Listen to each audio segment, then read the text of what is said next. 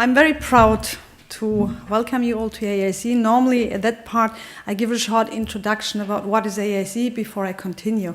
And this year we have changed a little bit the format, so I'm glad to ask to have a look to the screen.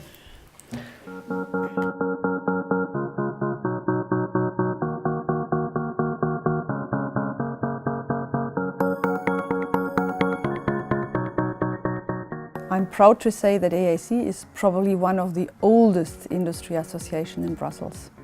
We have grown dramatically when we started in '52. Europe was just 5 countries. Today we are 39 and counting. Over the years we have become the trusted partner and voice representing the cleaning and maintenance products industry. In terms of economic value, through the 900 companies across Europe that A.I.S.E. cover, this represents a market value of 35 billion euros and 40,000 jobs. The products and services are key to deliver cleanliness and hygiene for people in and outside the home. It would be impossible to get through a single day without using one of these industry products. No clean clothes, dishes or floors. No hygienic hospital equipment or food preparation areas. The professional market is important. We intervene in delivering products that clean any place by professionals. It's essential that we as an industry deliver innovative and sustainable products to respond to the needs of customers, as they are used every day in schools, restaurants, factories and workplaces alike.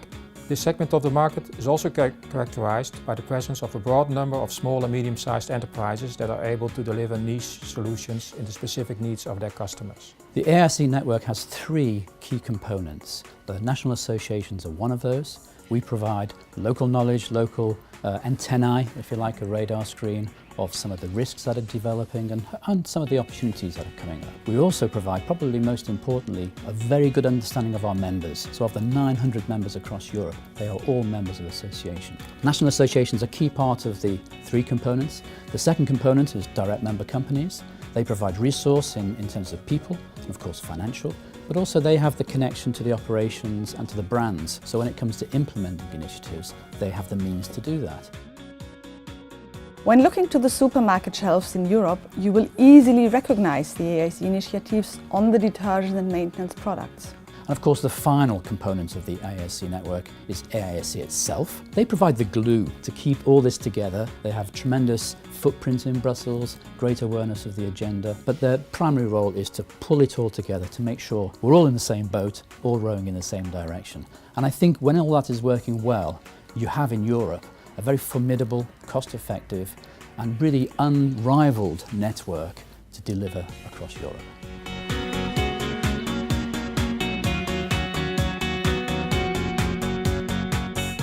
A.I.S.E. has 2 key pillars of activities, regulatory on one hand and voluntary on the other. They do form the basis of the industry's agenda for sustainable cleaning. A.I.S.E. as the voice of our industry has always proactively led the agenda on sustainable cleaning and hygiene. Thanks to a recognized expertise and the trust built from a great track record, we drive forcefully our industry sector and enable our members to keep abreast of evolving European legislation and also to meet their sustainability goals for the ultimate benefit of the product users. The environment we live in has changed dramatically in the last few years. Since the early days of a simple bar of soap, the industry has continuously innovated to develop better products that are more effective, easier to use, more resource efficient and safe for people and the environment. Most of the environmental impact of the cleaning products happens when they are used by consumers or workers. The industry is active in working with consumers and professional users to help them to clean in a more environmentally friendly way. The I Prefer 30 campaign that encourages people to wash their laundry at 30 degrees when appropriate is also a great program. Touching upon the other pillar, namely regulatory activities, A.I.S.E. contributes to improving the workability and implementation of legislation related to our sector. To give an example, the guidelines to facilitate the implementation of the detergents regulation or REACH. Those are based on the expertise of A.I.S.E. and to benefit the industry at large. Another example is the development of a collective industry approach to classify and label the detergent products, the so-called Detergent Industry Network for CLP Classification, or in short, DETNet. We recognize the importance to collaborate and work together as a trusted partner to benefit society.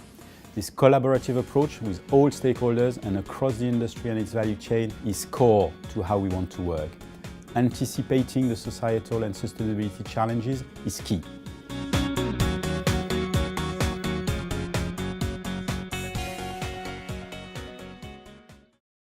And some of you have probably recognized as well some of the pictures from our last year. Just trying to make... So last year you joined us for our 60th birthday. Today, and we are proudly, and Hans mentioned already, celebrating our 10th Stakeholder Day. And I think it marks therefore also a tradition of what we are doing with the growing number of attendees. So we have 130 this year. And for us it's brilliant, because what is the purpose? The purpose is a Stakeholder Day. So it's to meet with you, to discuss with you, and to get feedback on what we are doing, and to include those feedback in our activities. At our last year's event, we were looking far ahead, identifying challenges on society and sustainability, and how to address those jointly. We developed or even designed, you can see the drawing, a future vision together. This year, the focus is on a topic which industry had always a vision on, a very key topic, namely safe use of cleaning products. Being at the interface between consumer and customers or professional users, communication about safety had always been its very special place. It's the responsibility of the manufacturer to communicate safety information to the consumers and to the professional users. Information should therefore be consistent, relevant, and understandable. And maybe also readable. I start to need glasses now. It covers several facets. The product itself, with its product ingredients, but also the safe use of the products.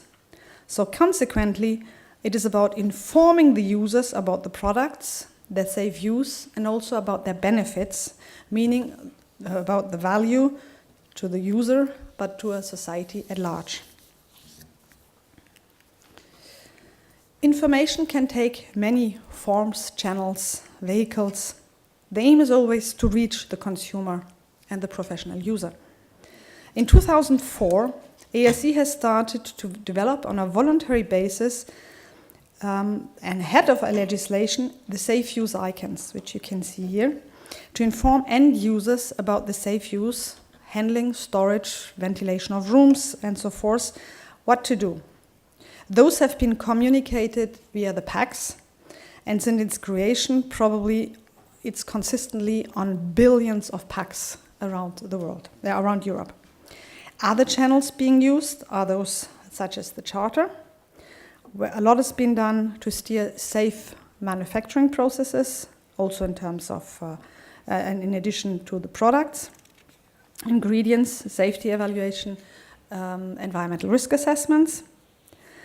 Another vehicle is CleanRight, and we have just seen it in the film. It's a portal for consumers to go in to learn more about the ingredients, where they're used, different typical products in the different rooms, and about the safe and sustainable use. As another example, a different form are the A.I.S.E stewardship programs, which are aiming to further enhance the safety of the consumer. The example shown here is one, the upper one is related to liquid laundry detergent capsules, where on the backside, on the upside, in very prominent way, the safe use icons are again shown.